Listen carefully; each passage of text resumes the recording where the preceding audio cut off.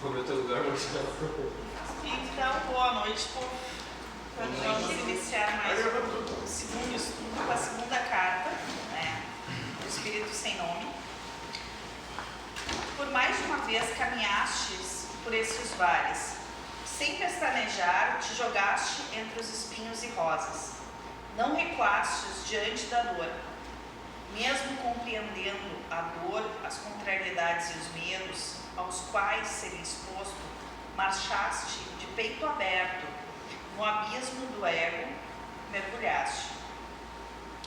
Tua coragem não nos passa desapercebida, não nos é desconhecida, assim como tua necessidade de se botar à prova e ser a prova do teu irmão. Respire, olhe o que te foi oferecido, quais as ferramentas te foram dadas e as explore sem limites. O trabalho exige que te entregue as provas, que tua fé não fale e teu tamanho seja pequeno. Não seja apenas palavras para o teu irmão, seja o exemplo, seja a prova. Por que tens medo da voz do Pai que se manifesta em ti? Por que a silencia? A cada passo que dê, será necessário que manifeste a voz da verdade, que calada permanece em ti. Deves encontrar a verdade que te foi entregue e permitir que te ame e se permitir se amar.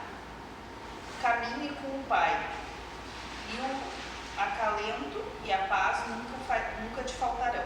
Espírito Sem Nome. A verdade que ela fala é o que você é, que é a maior riqueza, é o que nós somos de verdade para o outro. É a maior riqueza que nós carregamos do Espírito. Porque é essa verdade que põe o irmão à prova e que permite que nós sejamos amados como nós somos, que nós experimentemos o amor verdadeiro e que nós colocamos o irmão à prova e possibilitemos que ele ame. Nós abrimos a porta para que ele possa amar, mesmo que muitas vezes, na maioria das vezes ou quase sempre, a gente não enxerga esse amor, a gente enxerga a contrariedade, o outro enxerga a contrariedade porque ele não está pronto, mas é a riqueza. E no Evangelho fala sobre riqueza material, e a riqueza material seria o ego nesse caso, seria o bem-estar do ego. Nós botamos acima dessa verdade, acima da riqueza espiritual, a riqueza material, que é o bem bom, que é o não contrariar o irmão, que é não botar à prova o outro, que é faltar com a verdade com a gente, se mascarar, ao invés de dizer o que tem que dizer. Não com raiva, não com ódio, simplesmente colocar o que pensa. Quando tem que dizer não, dizer não. Quando tem que dizer sim, sim. Ou quando sente que as palavras vêm falar. Porque todo o trabalho ele converge para a conciliação, só que se a gente não compreender essa riqueza das palavras e a riqueza do que nós somos, como é que a gente vai poder se botar em frente ao outro como exemplo? Como a gente vai poder abertamente falar com o irmão sobre os exemplos que nós carregamos, essa riqueza espiritual, sobre as vivências, sobre todas as provas de amor a qual nós fomos expostos? Aonde está a tua riqueza? A riqueza que foi dada, como tu faz uso dela? E isso será oferido. No momento em que nós nos colocarmos diante ao ouvidor, isso será perguntado. O que fizestes com a riqueza que eu te entreguei? Qual riqueza tu deste valor?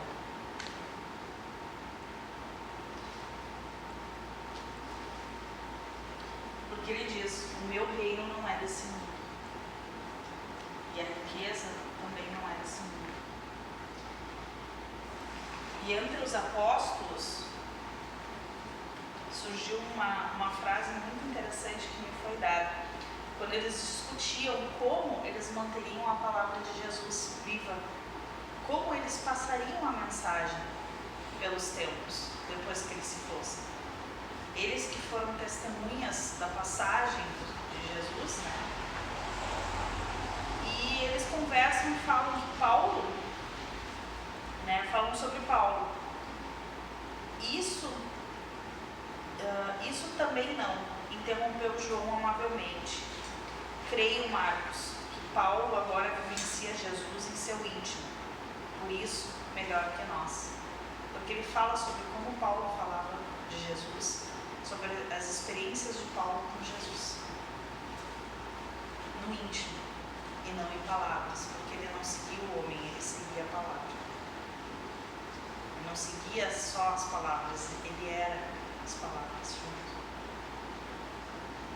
Ele entendeu a verdadeira riqueza. E esse era o questionamento deles.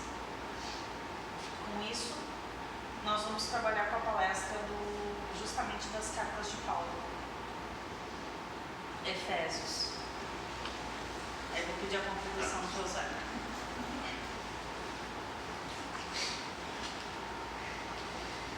Bom, primeiro a gente tem que entender que tudo que está escrito nos evangelhos é história. História como história em quadrinhos, como é o Capitão América e tal. Não aconteceu nada daquilo enquanto fato histórico. São só histórias com fundo moral. A proposta era dar um fundo moral, e essas histórias todas foram compiladas, foram desenvolvidas através das cartas de Paulo. As cartas de Paulo são escritas 30 depois de Cristo, os evangelhos 400 depois de Cristo. Todos eles baseados nas cartas de Paulo. Então aquela historinha que caminhou sobre as águas é historinha, não é verdade? Transformou água em vinho. Essas coisas. Curou. Isso é historinha. O milagre da multiplicação é que eles... Multiplicação dos pães, Isso é só historinha, exatamente. Isso é tudo historinha para boi dormir. Mas o fundo moral, esse é importante. A proposta é que se atenha ao fundo moral e não a historinha para chegar no fundo moral. Tanto é que ele dizia, eu falo com eles por parábolas porque eles não têm como compreender ali, e ali já está dito até. Isso são só parábolas, não é nem nada é a realidade. A gente fica levando isso como realidade, as pessoas ficam levando isso como realidade, mas não tem nada a ver com o que realmente aconteceu. Aquele que manifestou, que se entende como Jesus, era um anarquista. Paulo não foi testemunha. Não conheceu. Ele não conheceu Jesus, né? Não conheceu. Foi isso que eles estavam falando nessa mesa, que ele não tinha conhecido e ele falava de Jesus junto com a propriedade. Ele não conheceu pessoalmente, fisicamente, não conheceu. Né? Mas conheceu em manifestado isso. Então a gente vai falar um pouquinho sobre a carta de Paulo aos Efésios, onde ele começa dizendo o seguinte, 1:3-12. Bendito seja Deus, Pai de nosso Senhor Jesus Cristo, que do alto do céu nos abençoou com toda a bênção espiritual em Cristo e nos escolheu nele antes da criação do mundo para sermos santos e irrepreensíveis diante de seus olhos. No seu amor, nos predestinou para sermos adotados como filhos seus por Cristo, segundo o beneplácito de sua livre vontade, para fazer resplandecer a sua maravilhosa graça, que nos foi concedida por ele, no bem-amado. Então aqui a gente pode daqui a um tempo fazer um trabalho onde vai se explicar palavra por palavra o que ele está dizendo, porque tem tanta coisa aqui, tem tanto significado nessas cartas, que é um pouquinho longo. Mas ele tem que entender como é que ele já começa. Ele começa primeiro saudando o que é do Espírito. Bendito seja Deus, Pai de nosso Senhor Jesus Cristo. Então ele já começa trabalhando com o que é do Espírito, primeiro. Né? E a partir daí, ele vai falar dos exemplos que deu. No seu amor, nos predestinou para sermos adotados como filhos seus, por Cristo, segundo o beneplácito de sua livre vontade. Ela começa a falar um pouquinho também de livre-arbítrio. Escolheu fazer parte disso tudo, para fazer resplandecer a sua maravilhosa graça, o seu exemplo de vida. que nos foi concedido por Ele no bem-amado. Nesse Filho, pelo seu sangue, pelo sacrifício do humano que se fez, temos a redenção, a remissão dos pecados, segundo as riquezas da sua graça que derramou profusamente sobre nós em torrentes de sabedoria e de prudência. Então aqui novamente ele vem trazendo e dizendo, né, nesse Filho, pelo que ele sacrificou de si, temos a redenção. Então nós conseguimos nos moldar, ou nos modificar, ou transcender, através do sacrifício que ele exemplificou, a remissão dos nossos pecados, ou seja, das nossas culpas, das nossas dores, dos nossos sofrimentos, daquilo que nos paralisa, dos nossos medos, tanto faz. Serve para qualquer um deles. Segundo as riquezas da sua graça, que derramou profusamente sobre nós. As riquezas da sua graça, novamente, é o exemplo vivo que trouxe. Em torrentes de sabedoria e de prudência. Porque o exemplo dele era o exemplo de vivência como se vive em espírito, não enquanto humano. Então toda a lógica que ele traz, todo o ponderamento que ele traz, toda a sabedoria que ele traz, é diametralmente oposta do que é humano. Por isso que ele era um revolucionário, um anarquista. Ele ia contra o sistema estabelecido, ele ia contra como as coisas se colocavam. E uma das coisas que ele fazia para isso era não tomar banho. Por quê? Porque os romanos tinham como que muito importante a higiene do corpo. Então ele dizia assim, para vocês é importante, eu não vou tomar banho. E não vai mudar nada. Porque não é o meu corpo que é puro. Ele nos manifestou o misterioso desígnio de sua vontade, que em sua benevolência formara desde sempre para realizá-lo na plenitude dos tempos, desígnio de reunir em Cristo todas as coisas, as que estão nos céus e as que estão na terra, unicidade. Tudo é uma coisa só, não tem diferença. Isso aqui também é plano espiritual, não existe espiritual e material. Só se tem uma percepção limitada, mas isso também é espiritual. Unicidade. Nele é que fomos escolhidos, predestinados segundo o desígnio daquele que tudo realiza por um ato deliberado de sua vontade, para servirmos à celebração de sua glória. Nós, que desde o começo voltamos nossas esperanças para Cristo.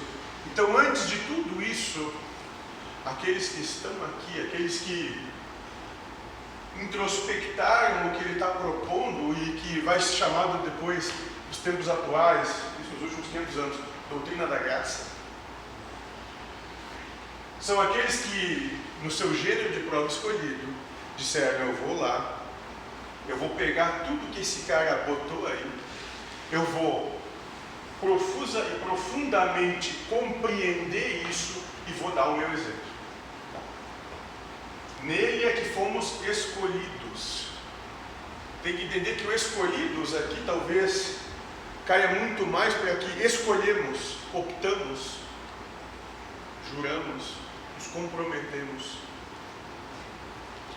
Predestinados segundo o desígnio daquele que tudo realiza por um ato deliberado de sua vontade. Quem é aquele que tudo realiza? Qual é a causa primária de todas as coisas?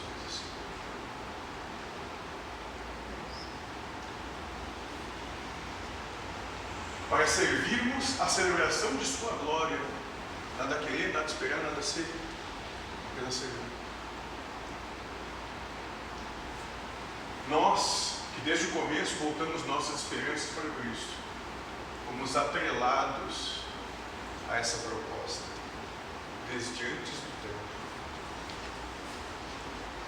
Paulo pede a Deus em oração que o amor de cada um cresça, juntamente com o conhecimento.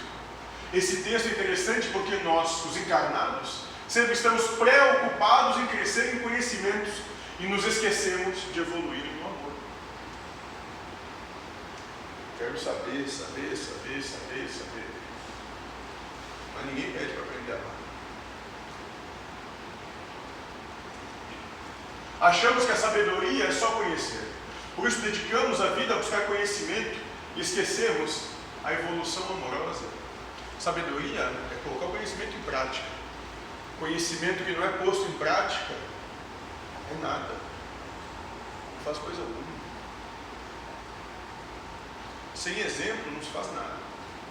Não se começa coisa alguma.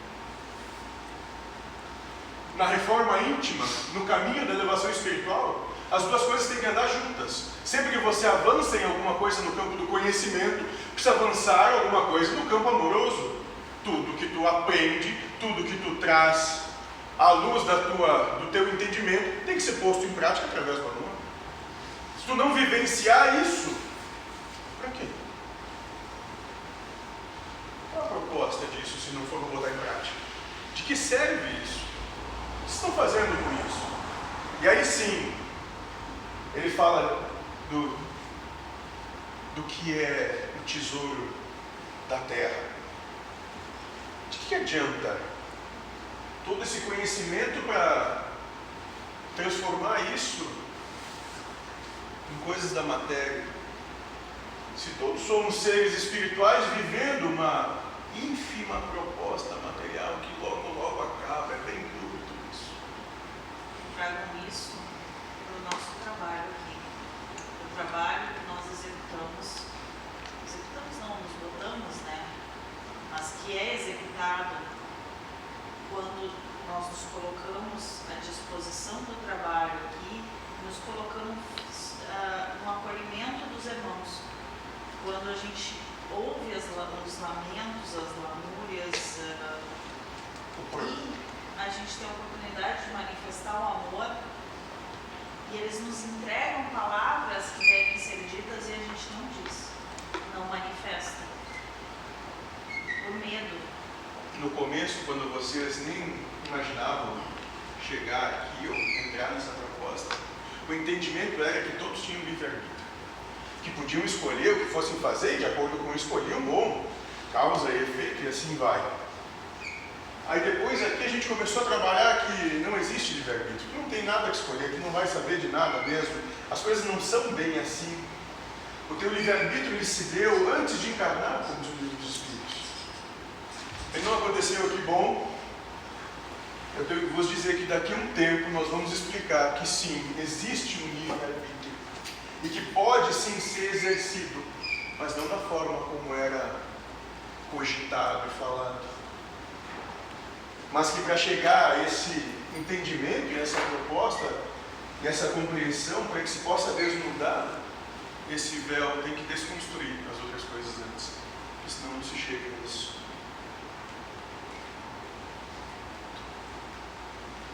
Então seja lá o que for que tu aprenda, seja lá o que for que tu faça, se não for para operar no campo amoroso, prefira não saber, porque tu vai ser cobrado por isso. Não saiba, se manter ignorante é bem menos complicado, porque a cada vírgula, a cada ponto de entendimento que tu tiver, vai ser cobrado porque tu não pôs em prática.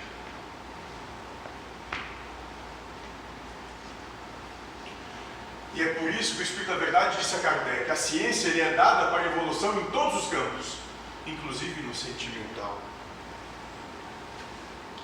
Mas a gente busca viajar em Marte para descobrir os amigos do Cid, mas não entende como que muitas vezes pode ser usado a ciência para amar, para acolher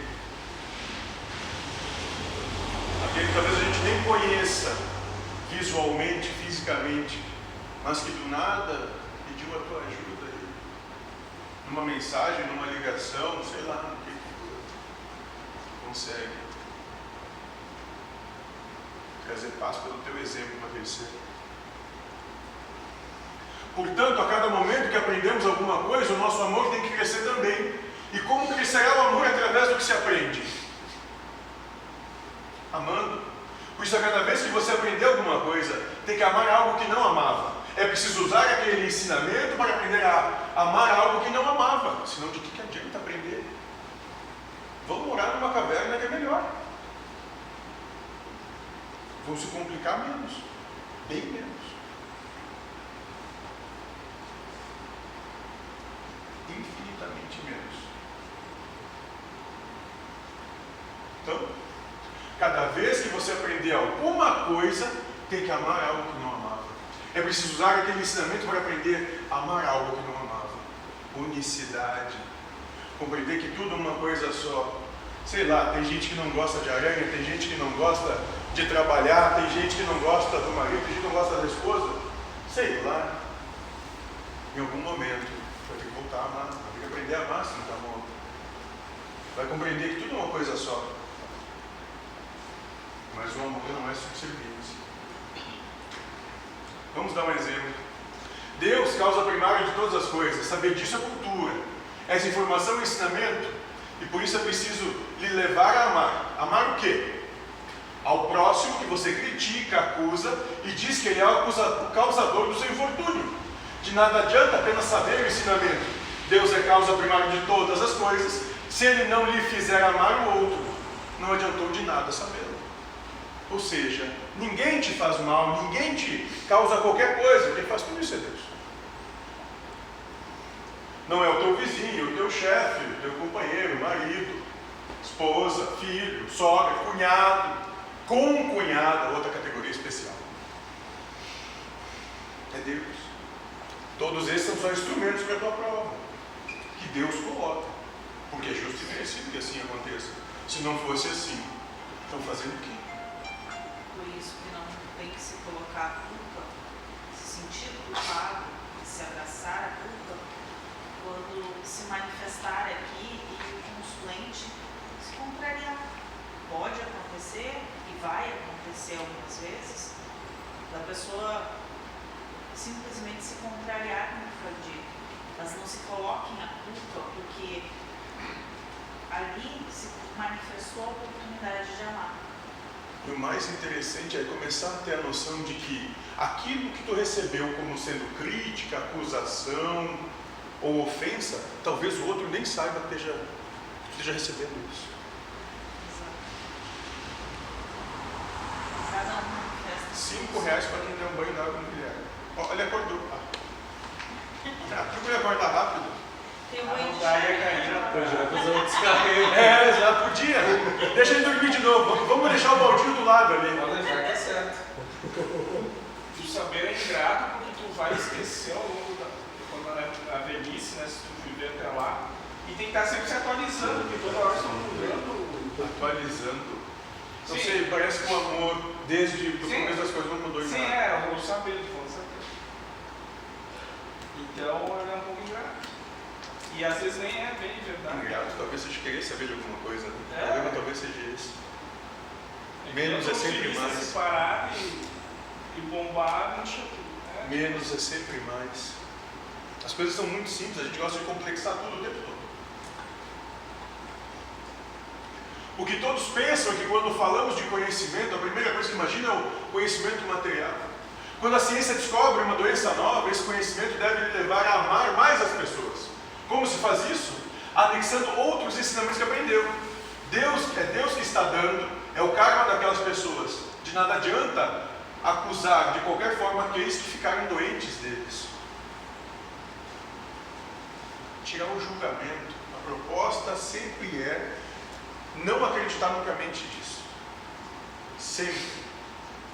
Porque a mente, pergunta 75A do Livro dos Espíritos, é mal educada, falseadora, enganadora, mentirosa. Essa é a razão. Sempre que tu seguir isso, tu está sendo mal educado, falseador, enganador e mentiroso. Sempre que tu seguir a mente. Não adianta de nada. Não estão fazendo nada.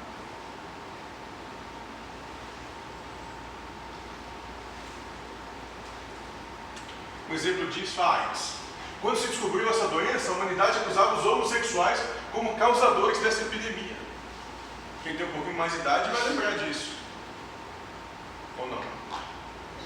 Não era isso? Trabalho com saúde, principalmente. Né?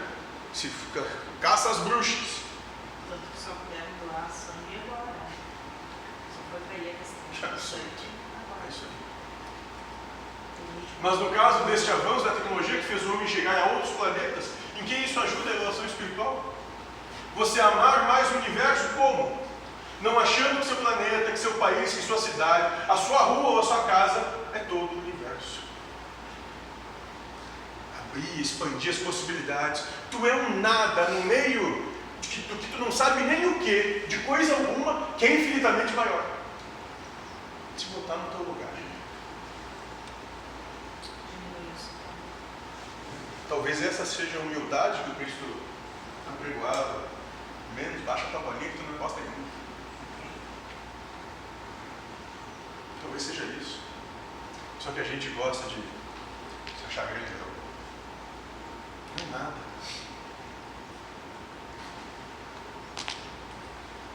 Por causa desse avanço tecnológico, hoje você compreende que o universo é imenso e pode ver o que está acontecendo no Japão, aqui, na mesma hora. Isso é fato. Mas as pessoas usam esse conhecimento para criticar e julgar o que acontece lá, ao invés de amar a todos, independente do seu conceito. Não tem um olhar benevolente para o mundo, para as coisas, para tudo, mas tem um olhar julgador, castrador, acusador e apenador. Ao invés de compreender que essa coisa aqui é muito grande e que está todo mundo correndo atrás e que não tem ninguém melhor que ninguém. Se tu for perguntar para cada um tem as suas mazelas de todo dia, porque a cada dia basta o seu mal. Ficam achando que tudo está muito fácil. É tão mais gostoso dizer que o outro não presta, ao invés de olhar para si mesmo e ver a sua própria podridão.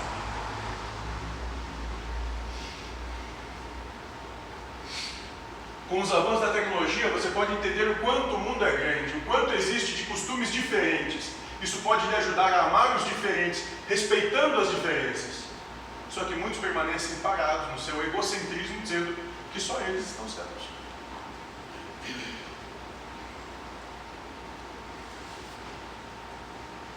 Coisa mais simples. Não sabe sair do próprio umbigo, onde tudo é imenso e infinito. Cada coisa que você descobre deve servir para embasar o seu amor ao próximo. Quando você descobre que ninguém mata quem quer que seja, porque nada morre, tem que aprender a amar o assassino. Isso é a sabedoria, é a cultura em prática.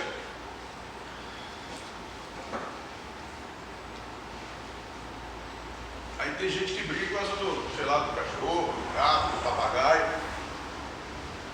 que foi cortado no trânsito, que acordou avesso, e por aí vai.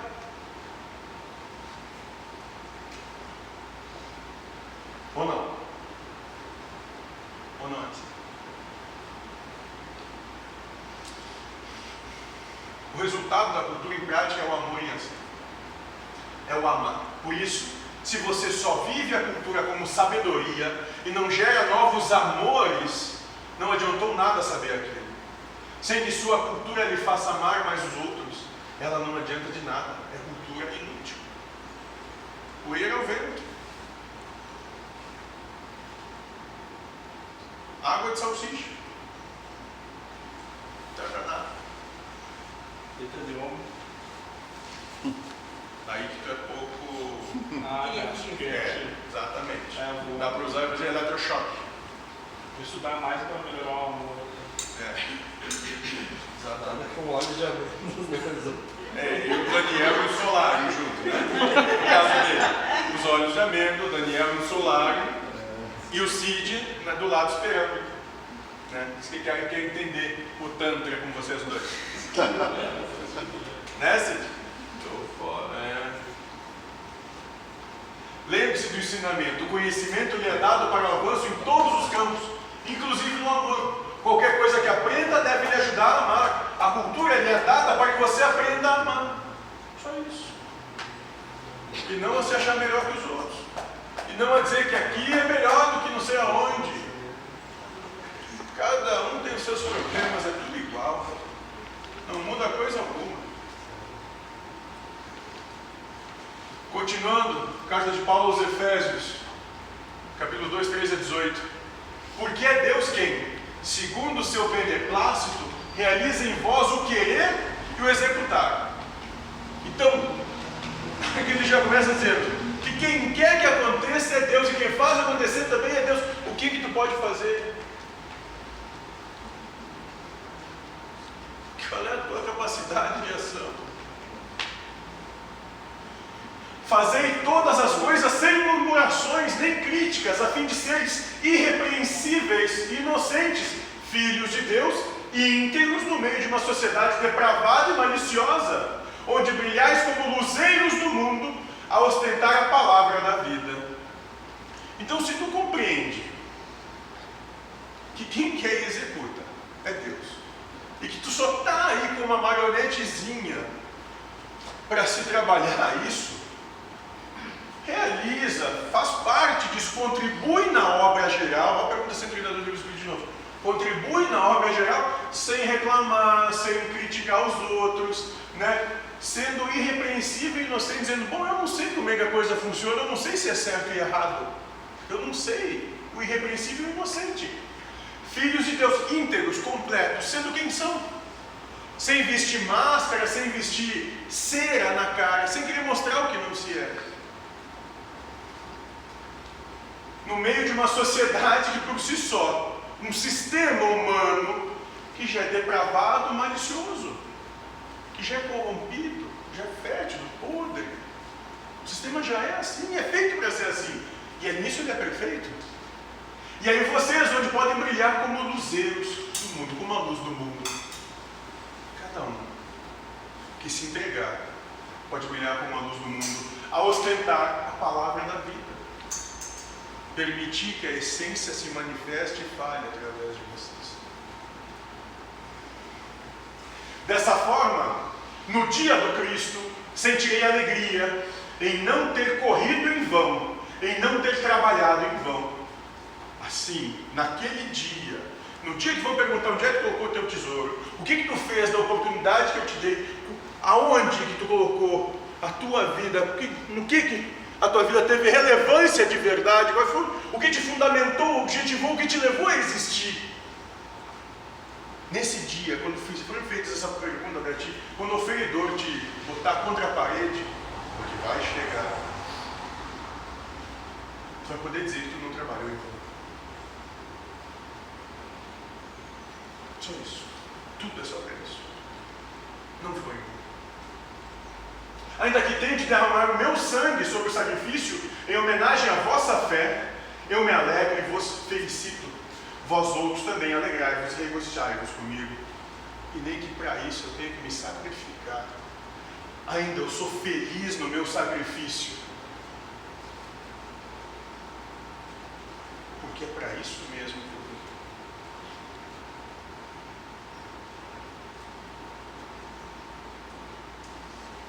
Carta de Paulo aos Efésios 2, 19 e 20. Então, no dia de Cristo, vocês estarão livres de toda impureza e culpa. As suas vidas estarão cheias de boas qualidades que só o Cristo pode produzir para a glória e o louvor de Deus. E aqui ele já diz o seguinte: Cristo não tem nada de diferente de quem quer que seja. Ele talvez só tenha sido um pouco mais perseverante no que acreditava, na proposta que ele trazia. Mas não é nada melhor, só perseverante. É a segunda vez que Paulo, nesta carta, fala no dia de Cristo. Qual é o dia de Cristo? Será o dia 25 de dezembro? Ou é a sexta-feira da paixão? Qual que é, Gui? É o Natal ou é o dia da sexta-feira da paixão? Pois é. Não. É o dia em que você alcançar a ressurreição. É o dia do Cristo na sua vida. É aquele que você promover a sua reforma íntima. Esse é o seu dia de Cristo. Não é uma data, não é um local no tempo, no espaço, é um estado de consciência outro. E é por isso que Paulo fala que no dia de Cristo você não terá mais culpas, não terá mais pecados. Isso acontecerá porque você alcançou, através do aprendizado cultural, elementos que lhe levaram a amar mais a Deus, a si e aos outros. Isso lhe fez alcançar a elevação espiritual.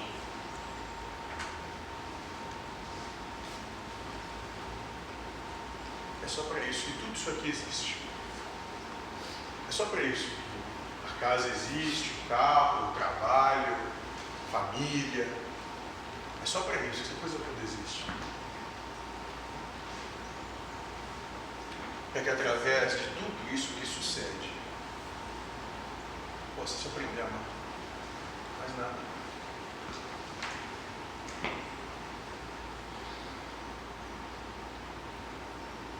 Perguntas? Dúvidas?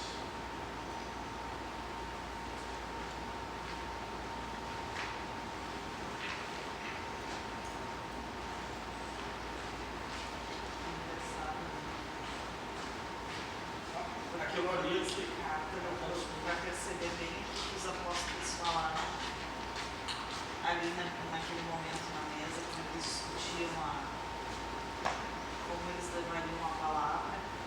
Eles disseram que Paulo iria falar, iria levar a história de Jesus, se ele nem o conhecia, mas ele conhecia muito mais que muitos deles que andaram. Porque não era a história que importava, era o que estava querendo dizer. Era o exemplo de vida que deu. Enquanto eu li aquilo, eu escutei o seguinte, que mesmo que não tivesse sido escrito, a mensagem seria passada de boca em boca, como tem sido feita, porque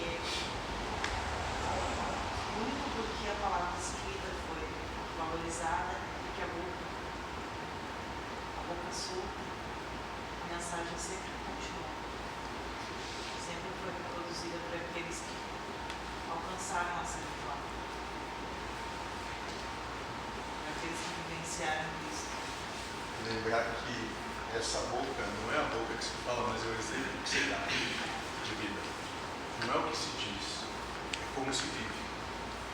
Passando pelas mesmas dificuldades, tendo situações como ter que nascer numa família, ter mãe, pai, irmão, tio, vizinho, as mesmas coisas. Ter que estudar, ter que trabalhar, ter que fazer exatamente.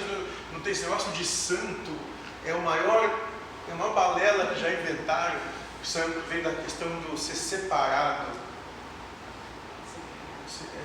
Não tem nada a ver com isso. é melhor. Colocam isso porque, para dizer, bom, olha, aqueles caras fizeram, mas é impossível chegar lá, eles são separados. Não. E daí eu posso pedir para ele fazer para mim. Se pegar a história de todos, São Francisco, cara, São Francisco é um cara que matava, estuprava, roubava, fazia de tudo. Até que um dia ele disse, eu cansei disso, vamos construir uma igreja lá. Vou abrir mão desse negócio todo aqui, sair pelado pelo mundo. Foi só isso, cara. Foi um revolucionário pro tempo dele. Foi. Deu um exemplo, a maneira dele. Ele viu, isso não me leva a nada, não consegui nada com isso, não me trouxe satisfação pessoal nenhuma, não me trouxe nenhuma felicidade, só me trouxe mais problema, vou largar desse negócio. Mas me trouxe exemplo para mostrar os meus amigos. Isso, eu pude dizer, eu sei como é que é. Eu sei a merda que é, eu sei a dificuldade que é. Não tem problema, eu não sou em nada melhor, eu sou tão ruim quanto qualquer um. Só isso. Essa é ter a mensagem que se tenta transmitir e não a figura, a alegoria que se cria em cima daquela imagem. Tem um santo também, se você for parar para observar, ele é canonizado por outra pessoa que, por meio de uma convenção da sociedade, adquiriu poderes para santificar o outro. Isso, alguém disse que ele fez. Alguém disse que ele fez e alguém disse que o outro pode dizer que tu está certo e o outro está errado. Deu validade para aquilo sem ter exatamente. No final, é tudo gente igual. Igual a qualquer um dos que estão aqui, não tem nada diferente. Não tem nada de mais ou de menos. Ninguém tem qualquer coisa a mais ou qualquer coisa a menos. É todo mundo igual, está todo mundo no mesmo nível, está todo mundo nivelado, na mesma situaçãozinha. Não tem nada diferente. Todos, potencialmente, têm a mesma condição e capacidade. Alguns só são mais perseverantes. A única diferença é essa. Tem gente que está a fim de dar cara a tapa, tem gente que não está a fim de dar. É só isso. Mais nada.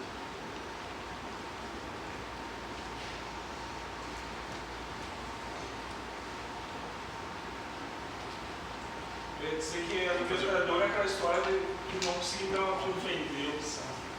Eu acho que Para não gerar culpa. Hã? Trabalho. Eu achei interessante aquela história de